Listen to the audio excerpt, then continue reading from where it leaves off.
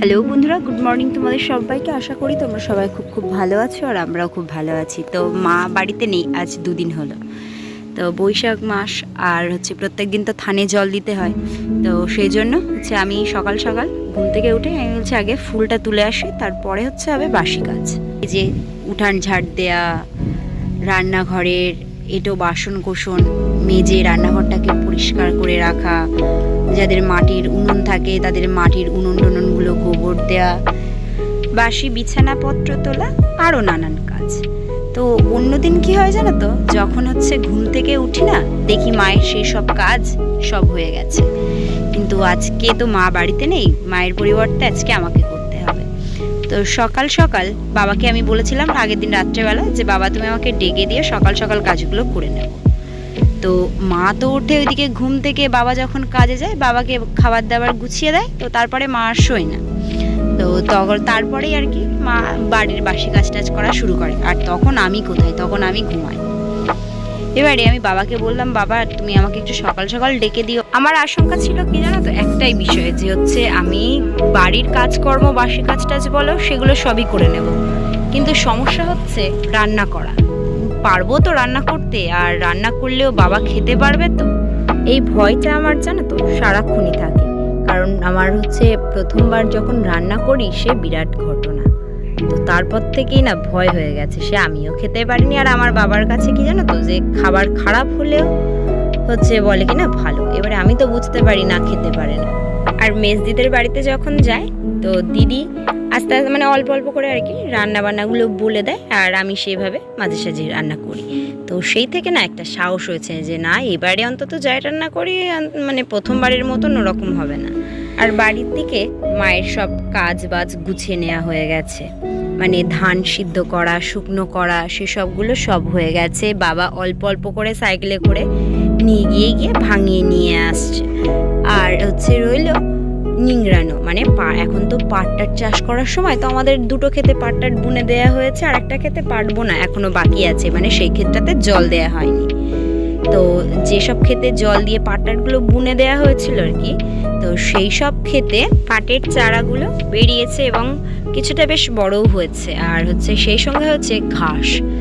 তো মা আর বাবা দুজনে মিলে ক্ষেতগুলো আমাদের নিংড়ে নিচ্ছে। তো বেশ একটা ক্ষেতে এখনো একটা ক্ষেতে নিংড়ানো বাকি আছে, সেগুলোতে এখনো অতটা ঘাস হয়নি।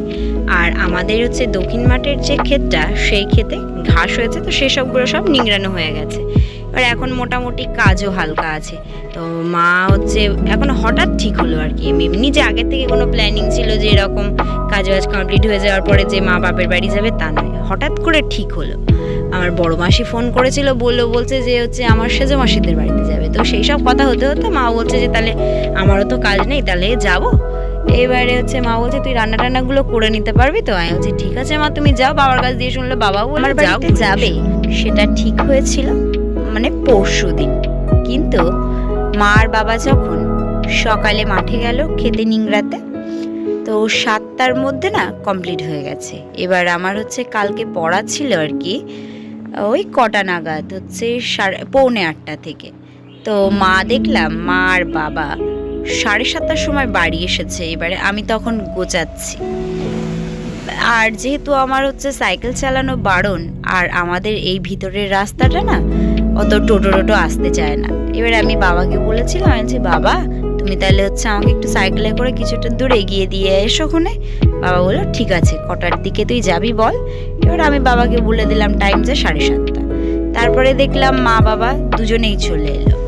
দুজনে চলে আসতে বলে কিনা যে ওইদিকে খেতে সব নিংড়ানো হয়ে গেছে।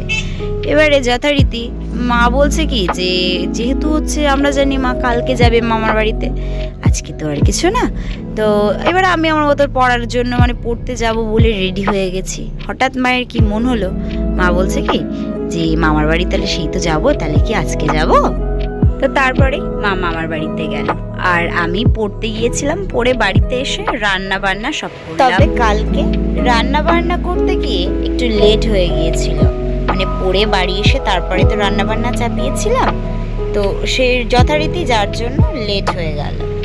তো খেয়েছি প্রায় 2:30-3টার দিকে। এবার তারপরে আমি ভাবছি আজকে কি আবার ওরকম লেট হবে, তাহলে বাবাকে বলি বাবা তুমি সকাল সকাল ডেকে দিও, তাহলে উঠে তাড়াতাড়ি কাজ বাজ শুরু করে রান্না বান্নাগুলো করে নিতে পারবো। ও মা দেখি আমার বাবা সেই বেলা করে ডাকলো। আর এই যে মা মামার বাড়িতে চলে গেছে, মা তো এখন বাড়িতে নেই। এমন নয় যে বাড়ির সমস্ত সব কাজ আমাকেই করতে হচ্ছে, বাবা যতটা পারছে আমাকে হাতে হাতে সাহায্য করে দিচ্ছে। কারণ বাবা তো জানে আমি তো অত এক্সপার্ট নই যে আমি সব কাজ একা সামলে নেব। আর আমার মানে কাজ বাজ করতে গিয়ে সব থেকে বড় সমস্যা কি জানো তো, আমি না ওই ভাতের ফ্যানের হাঁড়ি উপর দিতে পারি না। তো বাবা হচ্ছে সেই ফ্যানের হাঁড়ি আর কি উপর দিয়ে দেয়, কারণ ফ্যানের হাঁড়ি উপর দিতে গিয়ে আমি একবার হাতে ফেলেছিলাম, একবার না এর আগের বার যখন মা বাড়িতে ছিল না তখন ওরকম জানো তো ফ্যানের হাঁড়ি একদম মানে ফ্যান ঝাড়তে গিয়ে পুরো হাতের উপরে পড়েছিল। এর আগেও মানে মোটামুটি 2-3বার আমি ফ্যান হাতে ফেলেছি।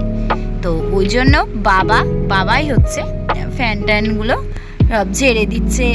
তারপরে রান্নার জল বলো, আর আমাদের খাওয়ার জল তো আনতে যেতে হয় আমাদের বাড়ি থেকে বেশ অনেকটাই দূরে। তো বাবা কি করছে, বাবা সেখান থেকে জল টলগুলো এনে দিচ্ছে। আর রাত্রেবেলা যখন পড়তে বসি তো রাতের রান্নাটা বাবাই করে, মানে আমি দুপুরের সবজিটা আর কি একটু বেশি করেই করে রাখি যাতে রাত্রি পর্যন্ত হয়ে যায়। তো আমি হচ্ছে এখন বাড়িতে রান্না করছি, তো আমি দুবার রান্না করছি। সকালটা হচ্ছে পান্তা খেয়ে নিচ্ছি, আর তারপরে দুপুরের জন্য রান্না করে নিচ্ছি, আর রাতের জন্য ভাতটা রান্না করতে হয়। তো এইভাবেই চলছে। তারপরে হচ্ছে আমি স্নান টান করে নিলাম, কারণ আগে হচ্ছে পুজো দেওয়া কাজটা সবার প্রথমে না। তো হচ্ছে স্নান করে এসে পুজো টুজোগুলো দিয়ে নিলাম, নিয়ে তারপরে এবারে সকালের খাওয়া দাওয়া আমাদের তখনও হয়। আমার লেট হবে বলে বাবাকে বলেছিলাম যে বাবা তুমি খেয়ে নাও, আমি দরকার হয় ভাত টাত দিয়ে স্নান টান করে পুজো টুজো দিয়ে নাও। তো আমি বাবাকে বললাম যে বাবা তুমি খেয়ে নাও। বাবা বলছে না তোকে রেখে আমি কি করে একা খেতে পারি। আচ্ছা কোনো ব্যাপার না, খেয়ে নাও না, আমার তো লেট হবে, খিদে পেয়ে যাবে এখন। বাবা বলছে না তুই আয়। তো তারপরে দুজনে মানে আমি পুজো টুজো দিয়ে নিলাম, নিয়ে আমি আর বাবা একসঙ্গে খেতে বসলাম। আর আলু ভাতে ছিল, একটা আলু হচ্ছে আমি মেখে নিয়েছি। খাওয়া দাওয়ার পরে এবারে হচ্ছে রান্না বান্না করতে হবে দুপুরে। তো চাল টালগুলো আমি সব হচ্ছে নিয়ে নিলাম পরিমাণ মতো, আর মায়ের কাছ দিয়ে একবার শুনে নিয়েছিলাম। কিন্তু কালকে রাত্রে ভাত যখন রান্না করতে যায় এত পরিমাণে হচ্ছে আমার মনে হয় চালটা নিয়েও একটু বেশিই হয়ে গিয়েছিল। তো দেখলাম ভাত বেশ ছিল, পান্তা খাওয়ার পরেও ভাত ছিল। আচ্ছা এই ভাত নষ্ট করব, যখন মানে মা রান্না করে দেয় না তখন যেন একগাল ভাত বেশি হলেও সে আর মনে হয় দেখ না থাক আর খাবো না, কিংবা ফেলে দিই। কিন্তু এখন আমি রান্না করছি তো এখন বুঝতে পারছি যে মা কেন বলে যে খাবার নষ্ট করিস না। জানো তো নষ্ট করতে ইচ্ছে করলো না, সেই ভাতগুলো আমি ভালো করে ধুয়ে হাঁড়িতে চাল টাল দিয়ে সেই পান্তাগুলো আর কি দিয়ে দিলাম, দিয়ে রান্না চাপিয়ে দিয়েছি।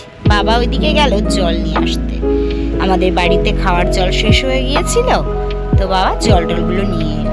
যাই হোক বাবা সত্যিকারের আমার খুব হেল্প করে দিচ্ছে। আর হচ্ছে আমাদের তো যেহেতু বাটা মশলায় রান্না করতে হয়, মানে মা ওই বাটা মশলাতেই রান্না করে, জানো তো বাটা মশলা রান্নার যেন একটা টেস্টই আলাদা। কিন্তু সে কি আর সেরকম ধরনের টেস্ট কি আর আমার রান্নাতে আসবে জানি না। তো তবুও আছি যতটা আমার পক্ষে ভালো করা যায় রান্না বান্না। আর লঙ্কাটা বাটতে গেলে না হাত খুব জ্বালা করে, ওই জন্য আমি আর লঙ্কাটা বাটিনি, বাবাকে বললাম। তো বাবা একটা লঙ্কার গুঁড়ো এনে দিল। তো তারপরে আমি সব মশলাপাতি রেডি করে নিয়ে নিলাম। আর এই রান্নার সময় না এই 14বার ওঠো আমার একদম ভালো লাগে না। তো ওই জন্য সমস্ত যা যা লাগবে আমি সব গুছিয়ে নিলাম। আর এদিকে দেখতে দেখতে আমার ভাত রান্নাও হয়ে গেছে। বাবাকে বললাম বাবা ভাত হয়ে গেছে। বাবা বলল ঠিক আছে আমি যাচ্ছি, গিয়ে ফ্যানটা ঝেড়ে দিচ্ছি। তো বাবা তারপরে ভাতের হাঁড়ি বালতির উপরে উপর দিয়ে দিল। আর এবারে হচ্ছে আমার রান্না বান্নার তোড়জোড় আমি সব গুছিয়ে নিলাম। তো আজকে আমি রান্না করব বেগুন আলু আর ডিম বড়া করে দিয়ে একটা তরকারি করব। তো তার জন্য ডিমগুলো আমি সব ভেজে নিয়েছি, মশলাপাতি যেখানে যা ছিল মোটামুটি রেডি করে নিয়েছি। যাই হোক রান্নাটা আমার হয়ে গেছে। আজকে রান্না করলাম বেগুন আলু আর ডিম বড়া দিয়ে একটা তরকারি রান্না করেছি, আর উচ্ছে আলু ভাতে দিয়েছিলাম। তো হচ্ছে আজকের তরকারিতে বাবা কেমন হয়েছে বলো, তার আগে আমিই বলছি আজকে না আমার যেন একটু লবণ কম লাগলো। লবণটা মনে হচ্ছে পরিমাণ আর একটু দিলে ভালো হতো। খেয়ে দেখো তো।